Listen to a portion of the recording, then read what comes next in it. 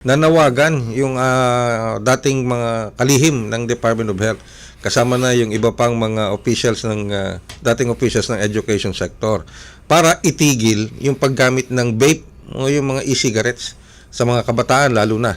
Sa panig po ng DOH, paano po nito tutugunan ng panawagang ito? Nakarating na ba sa inyo ito? Kung nakarating na, paano po ito tutugunan ng DOH? Kasi meron tayo tinatawag na Republic Act 11900 Yes. o yung Vape Regulation Act. Vape Regulation Act. Yes. So yung Vape Regulation Act napasayan, so kailangan tayong sumunod sa batas. Yung sinasabi mo mga kabataan, nakita ko na yan. Kasi hindi pa ako secretary. Pag nagpupunta ako sa mall, naka-uniforme pa sila ng ng school uniform. Yes, that's true. Totoo po yan. Humihintid Totoo po sila yan. ng vape. Nakikita. At public, nakikita mo. Diyan sa batas na yan, yung vape law, 18 years old and above lang ang pwedeng bumili ng vape. So may nagbabiolate ng batas. So Yes. nakipag-usap na rin ako kay Police Chief Acorda para istriktuhan ito. Kasi nga, mapapahamak yung ating mga kabataan.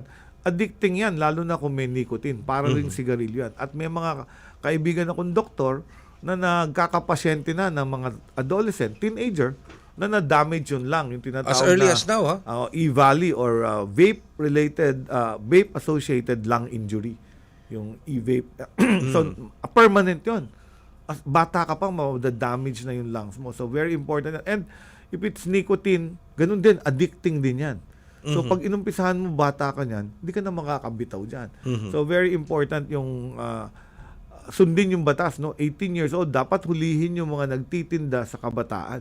Kasi openly, nakikita ko, bumibili yung bata sa mga. Dapat mahuli ng pulis ito kasi according to the law, bawal magbenta sa ating mga kabataan. At kami, puspusan yung health promotion namin against yan, against itong mga vape products, lalo na kung may nicotine content sila.